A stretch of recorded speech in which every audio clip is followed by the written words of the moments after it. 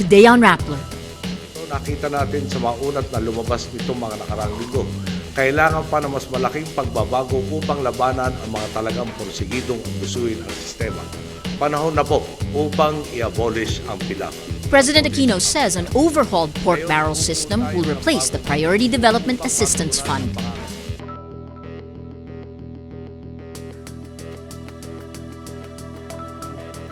And I want to argue today that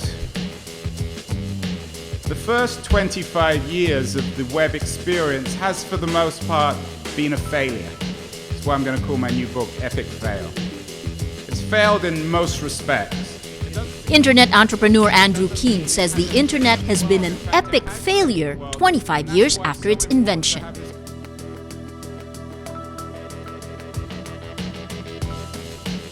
And the trials for the 2012 gang rape of an Indian student moved towards their conclusions.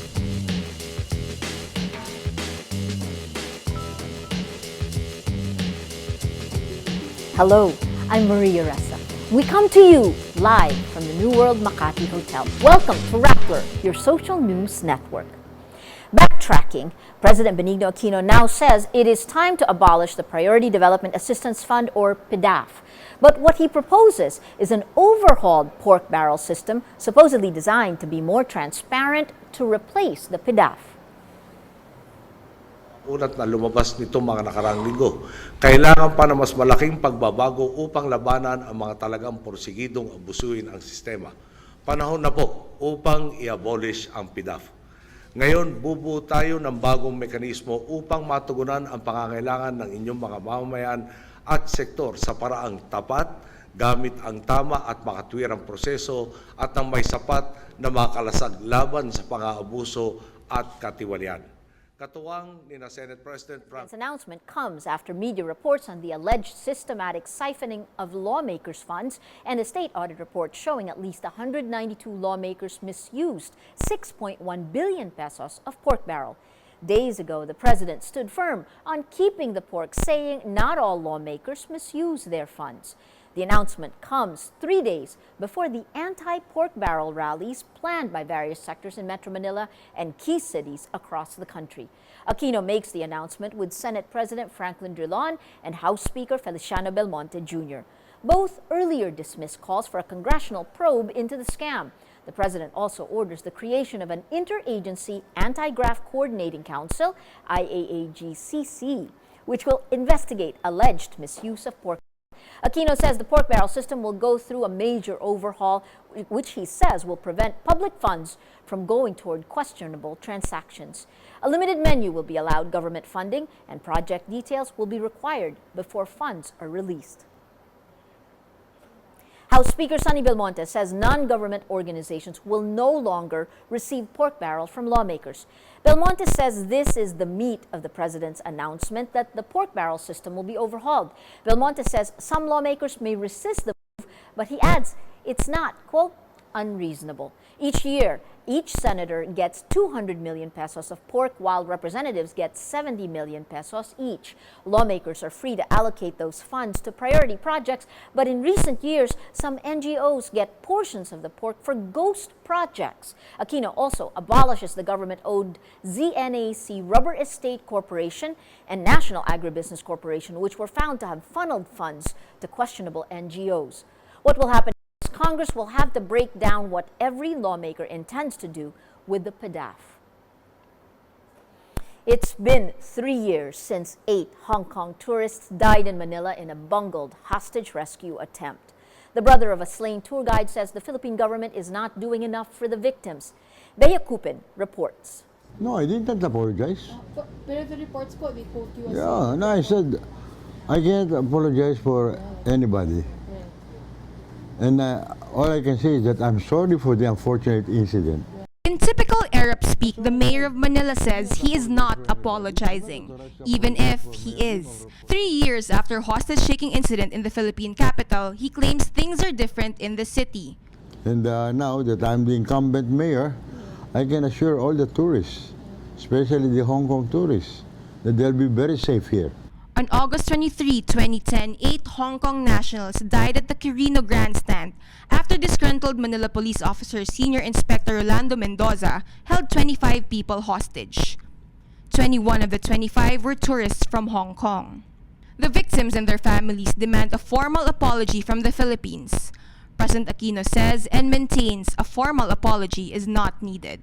Presidential spokesman Edwin Lasherda says, "It is unfortunate the incident happened, but we have expressed regret several times over the incident." Earlier this week, the South China Morning Post quotes Estrada as saying, "On behalf of the people of Manila as the mayor, I want to say we are sorry for the incident, for what happened to the victims." He told the Hong Kong-based newspaper his predecessor Alfredo Lim, a former friend turned bitter rival, should have apologized immediately. He also vows to improve peace and order in the city, called by famous book author Dan Brown as the gates of hell. The victims and their families file a case against the Philippine government a day before the incident's 3-year anniversary. They demand an apology and compensation. Former Mayor Lim, whom Estrada beat in the last elections, is among those beaten. Asked about the suit, Lasherda says, "Until the Philippine consulate in Hong Kong receives the complaint, we withhold any comment regarding the lawsuit." Estrada, for his part, can only assure victims and their families of one thing. I see to it that I guarantee their safety here while they are here in Manila. It's little comfort for Che Chi Hang, brother of slain tour guide Masa Che, who says that there is no sign the Philippine government is taking responsibility. Bea Cupin, Rappler, Manila. Author of the books Cult of the Amateur and Digital Vertigo, Andrew Keen, lambasts the internet, saying it has been an epic failure for 25 years after its invention. He compares the internet to a person who, when reaching the age of 25, should have grown more accountable. And I want to argue today that the first 25 years of the web experience has, for the most part, been a failure. That's why I'm going to call my new book Epic Fail. It's failed in most respects. It doesn't mean it's significant. It doesn't mean it isn't significant. It doesn't mean it hasn't changed the world. In fact, it has changed the world, and that's why it's so important to have this conversation. That's why it's so important to recognize the current epic failure of the internet, is that most user-generated content isn't valuable, is embarrassing, is disintermediated from the content creators. So much of it actually undermines advertising. How many of you would advertise on these uncontrolled user-generated networks, which are full of bile and spite, dominated by stalkers, dominated by pornography? The challenge is how to monetize digital, how to get consumers who have been spoiled by services like Google into recognizing that there's nothing noble, there's nothing good about free. Free is a catastrophe. Free is a cultural abomination. Criticized one of the organizers of the conference, Google, hold on a second, which he called a central character in the internet's failure. He calls the Google guys the nicest monopolists around and calls himself the nicest anti-Google guy you'll ever find. Villain, unwillingly in some ways and consciously in others. The villain in Cult of the Amateur, and the driving force, the central character in Web 2.0 revolution is Google. What Google figured out was that they could cleverly leverage our intelligence, our collective intelligence. The more we used the Google search engine, the more intelligent it became. What Google figured out was a way of creating content without paying for that content. Because the artificial algorithm, the secret source of the Google economic miracle, is built by us. It's user-generated content. But it's certainly a weird kind of economic arrangement where we do the heavy lifting. We are the creators of the algorithm, or at least the algorithm's intelligence, and Google reaps the economic benefits. The problem with this, quote, Faustian deal with Google is that this technology allows Google to know us better than we know ourselves. He adds, we're watching the rise of the new monopolies, the flow of wealth going to Silicon Valley. He adds the industry elites have been replaced by the digital elites. On big data, Keene says the same arguments apply. The threat of the internet because we reveal more about ourselves. Data is the new oil in the 21st century. Unfortunately, that's not my phrase. It was the one of an EU commissioner, but it's true. The new power is in data. We are all increasingly defining ourselves according to data. And it's deeply troubling, as this NSA scandal reveals, and as indeed the intimacy between many of the large tech companies and the US government reveals. We're losing our privacy. We're revealing everything about ourselves on the network. We're living in an age of narcissism where we think it's somehow cute, cool to reveal everything about ourselves, but actually it's undermining us. It's doing away with the darkness. Keene says social media is not making us grow closer, it's actually fragmenting us. In direct contrast to author Andrew Keene, the co-founder of analytics company Core Lab, Nancy Roberts, says internet-enabled technologies are redrawing the line between life and death during disasters. Roberts is an expert on the immense power of the internet to connect problems to solutions. She says we might one day use the internet to tackle what she called wicked problems, problems that are so complex they defy all definitions and cannot be objectively answered. The extreme flooding in Metro Manila during Tropical Storm Maring is a wicked problem. Robert showed how the internet is connecting citizens with government to solve community problems. It even answers the problem of funding for artists and entrepreneurs. So it's like peeling the layers of an onion. So you treat these wicked problems based on their context. They're context dependent. We have then, without a definitive formulation of the problem, no potential solutions can exist. Her case studies include the crowdsourcing initiative Ushahidi, an application that connected victims of the Haitian earthquake with the Red Cross by crowdsourcing information and mapping the help needed using big data. She also talked about crowdfunding website kiva.org. These are loans, a minimum of $25 to users who submit a project plan or a business plan. Rappler's just finished #ThinkPH, the internet, big data, and you. Wrapping up for us is Rappler reporter Carol Ramoran. Carol, what were the highlights of the day for you? Well, Maria, the summit opened with the bang this morning when the Rappler organization announced that we are finally off beta.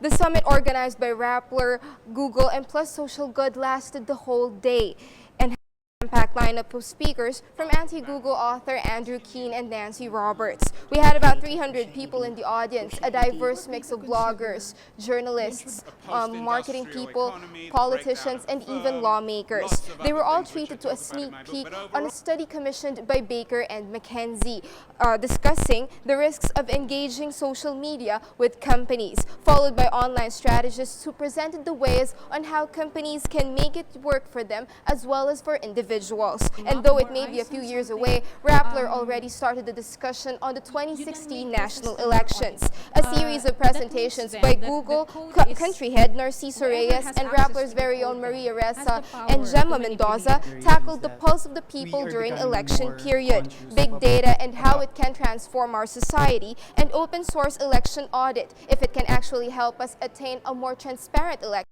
in the coming 2016 national polls. We also had a panel of reactors who played key roles in the recent elections. We had COMELEC Chairman Sixto Brillantes, LP spokesman Miro Kimbo, and UNA spokesman Toby Tiangco.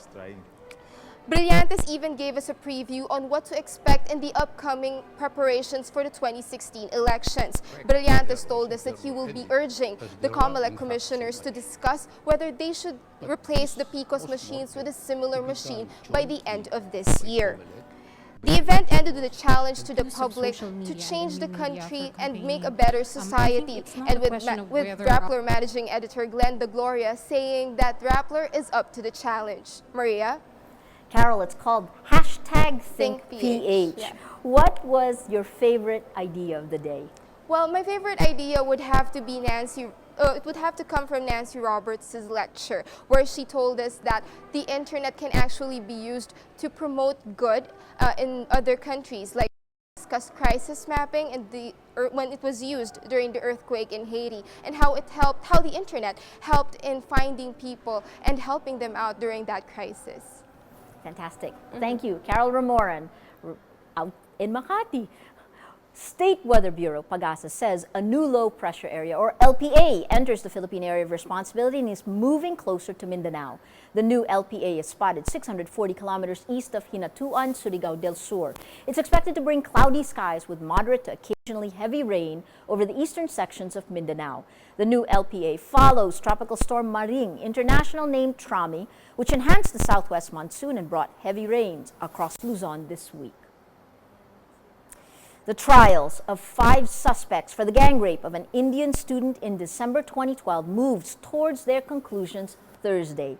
Police say the men raped the 23-year-old woman and beat her with an iron rod. She died 2 weeks after the attack. The first verdict is set on August.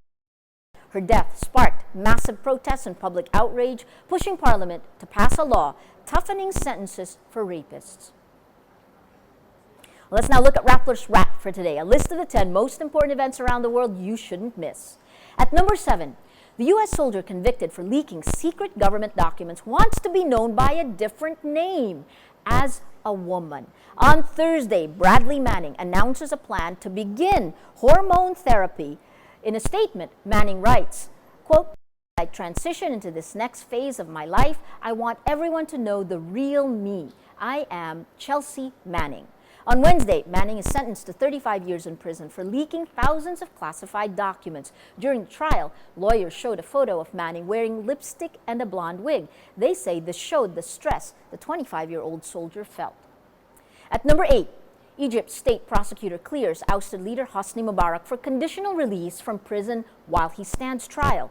The former leader was convicted last year of complicity in the murder of protesters during the uprising that ousted him in early 2011.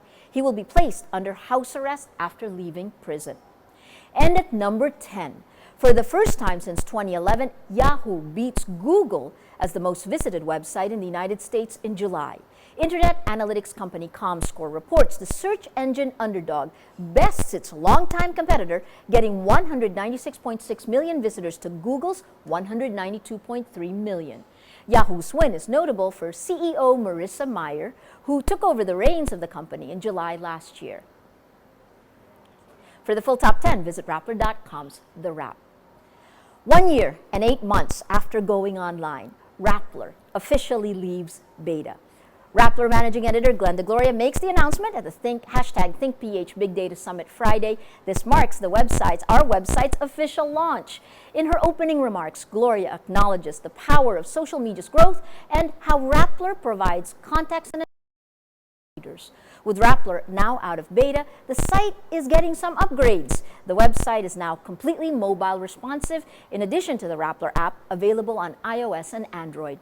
The site also features a new mega drop-down menu, which allows users to easily find site content with story thumbnails acting as indicators to new stories on Rappler.com. While Rappler leaves beta, the spirit of constant innovation remains, with new features pushing Rappler.com to what we hope are new milestones in the future. Every story on Rappler has a mood meter, which gives you 8 emotions to choose from. Click how you feel, and your vote comes down to the mood navigator in the middle of the front page that crowdsources the mood of the day. It also gives you the top 10 stories that have gotten the most number of clicks. If we take a look today, take a look at the 10 stories. These are the stories that have gotten the most number of votes on their mood meter. You can see we still have Napoles taking center stage. Napoles Forbes Park house rented by Monsignor. Interestingly, you have some amusement coming in. 31% amused, 59% angry. And today's top story, Aquino, time to abolish PDAF. 16% happy, but larger, 83% angry. And finally, the story that's still gotten the most number of votes, the priest rents Napoles Forbes Park house, a whopping 86% angry. That it red, carrying the mood of the day. Today, most people are angry. Well, that is Rappler's Newscast for today, Friday, August 23, 2013. Visit Rappler.com and watch our newscast Monday to Friday. Tell us how you feel on our mood meter and help us crowdsource the mood of the day. I'm Maria Ressa. As we say at Rappler, tomorrow begins today. We leave you with images of today's hashtag ThinkPH, our conference shot by Patricia Evangelista. Celebrate an important milestone.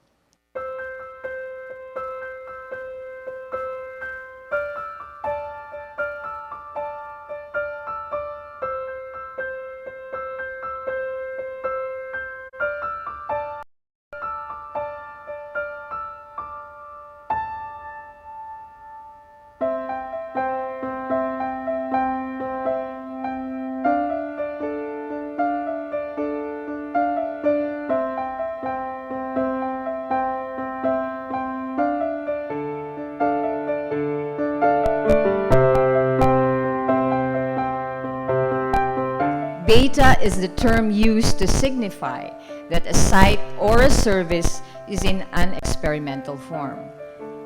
Rappler.com was launched in January 2012. Today, 1 year and 8 months later, we're happy to announce Rappler is out of beta. And so allow me to recognize the men and women who work tirelessly to push the boundaries of journalism and technology.